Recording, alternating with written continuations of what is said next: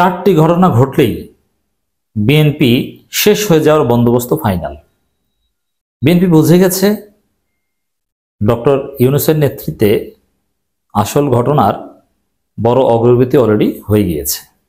এই জন্য বিএনপি এখন চারদিকে হতাশা প্রকাশ্যে বলে বেড়াচ্ছে, যদিও রাজনীতিতে হতাশা গোপন করতে হয়, দুর্বলতা গোপন করতে হয়। নিজে দুর্বল হলেও নিজেকে অনেক শক্তিশালী হিসেবে উপস্থাপন করতে হয়। দেখেছেন না, হাসিনা বিরোধী আন্দোলনে এই করব সেই করব, উল্টা পাল্টা করে ফেলবো, দেশ উগলে ফেলবো। আসলে কি পারছে? কেউ পারেনি। পেরেছে ছাত্ররা শেষে। এরকম হুমকি দামকি সবাই দেয়, কিন্তু আসলে সে পারে না।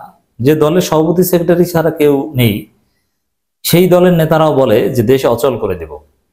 রাজনীতি এটাই, এরকমই বলতে হয়। কিন্তু যখন চোখে মুখে একেবারে অন্ধকার দেখে তখনই বলে আমরা হতাশ।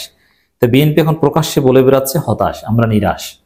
মির্জা ফখরুল বলছেন যে জিয়াউর রহমানের নাম নেয় আমরা হতাশ, নাম না নেয়। খন্দকার ব্যারিস্টার মাহবুবউদ্দিন খোকন বলছেন যে জাতি নিরাশ। এভাবে তারা হতাশ হচ্ছে। তো দর্শক, কারণ বিএনপি জানে আসলে ডক্টর ইউনূস সরকারের নেতৃত্বে সংস্কারের যে বন্দোবস্ত,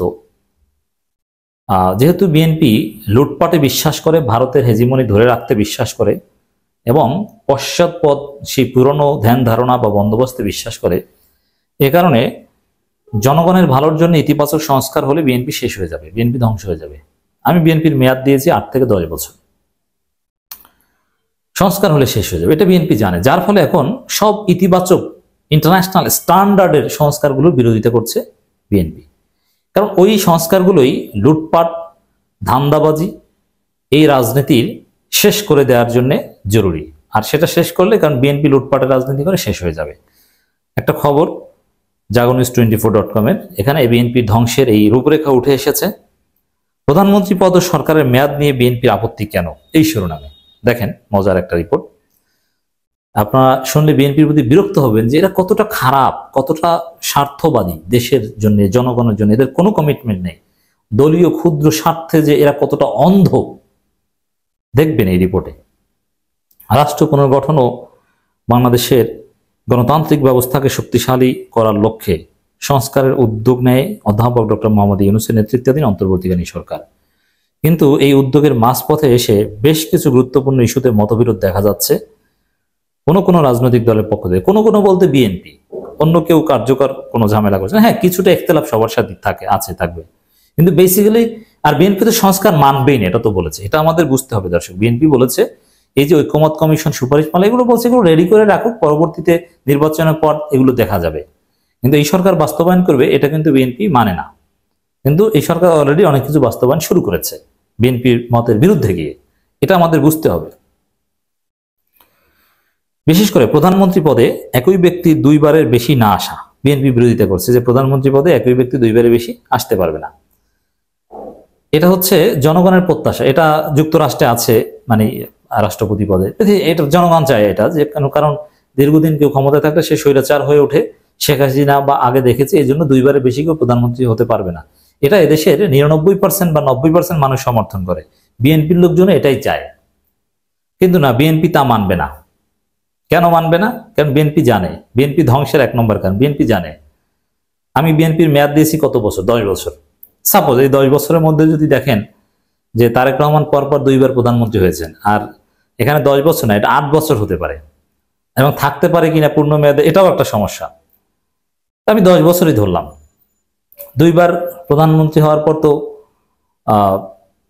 আর হতে পারবেন না, তাহলে কাকে প্রধানমন্ত্রী বানাবে? কি তার মধ্যে তো মির্জা ফখরুলরা এমনিই মারা যাবেন।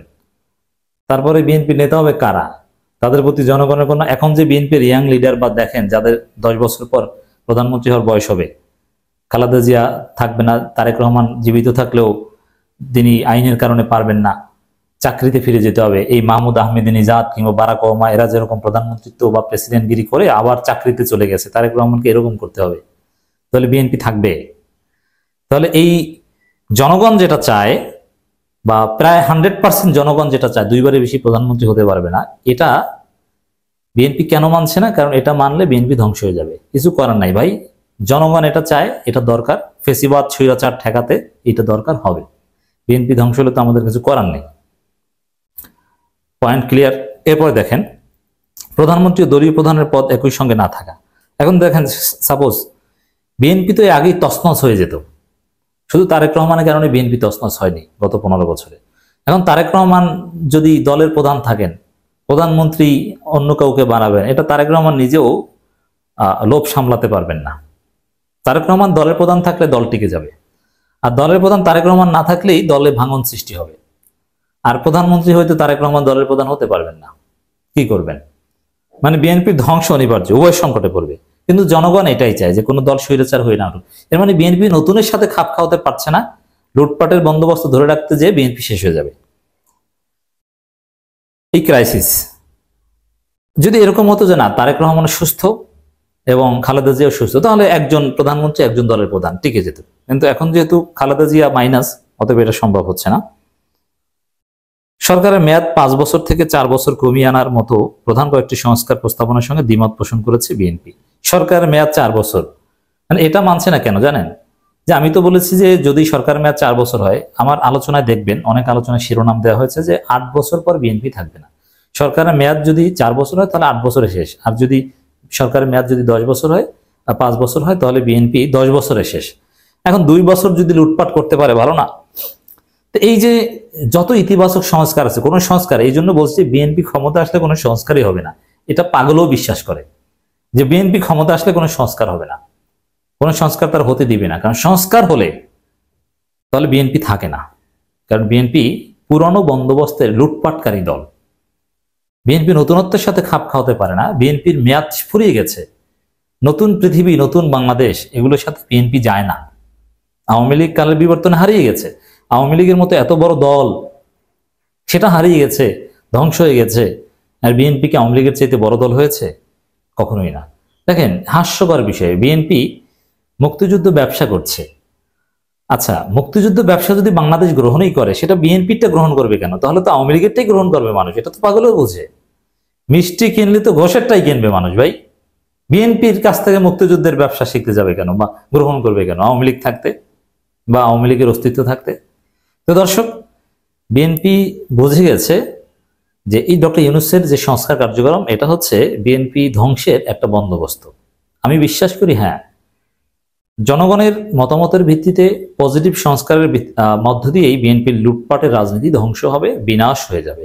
দর্শক, আমার আলোচনা ইদানিং প্রচুর পরিমাণে আপনারা শুনেন যে বিএনপি শেষ হয়ে যাওয়া, বিএনপি ধ্বংস হয়ে যাওয়া, বিএনপি থাকবে না। এই সেম কথাগুলো আপনাদের নিঃসন্দেহে মনে আছে 2018 সালের পর থেকে আমরা যখন অনলাইনে কথা বলি, আওয়ামী লীগের ক্ষেত্রে বলে আসছি যে এই আওয়ামী লীগ থাকবে না, শেষ, আওয়ামী লীগের ধ্বংস, জামাত শিবির উত্থান হবে। মনে হয় যে জামাত শিবির শেষ হয়ে গেছে, কিন্তু জামাত শিবির হিট করবে, হয়েছে আমাদের কথা। তো এখন যে 8-10 বছর মেয়াদ দিচ্ছি, দেখবেন বিএনপি শেষ হয়ে যাবে। আমি চ্যালেঞ্জ দিয়ে বলছি বিএনপি শেষ হয়ে যাবে। এজন্য বিএনপির মধ্যে যারা তরুণ, তাদের প্রতি নসিহত, আহ্বান, পরামর্শ এটাই যে আপনারা নতুন রাজনৈতিক বন্দোবস্ত চিন্তা করেন, নতুনের সাথে খাপ খাওয়ানোর চেষ্টা করেন। আপনারা হয় বিএনপি সংস্কার করুন, নইলে নতুন দলে আপনারা জয়েন করুন। আপনাদের রাজনৈতিক ভবিষ্যৎ থাকবে, যেহেতু আপনারা সামাজিকভাবে প্রভাবশালী, এটাকে ব্যবহার করে আপনি রাজনীতিতে ভালো কিছু করতে পারবেন। বিএনপির উপর আশা ভরসা রাখলে আওয়ামী লীগের যেরকম আমসা লাগিয়েছে, আপনারটাও সেরকম যাবে।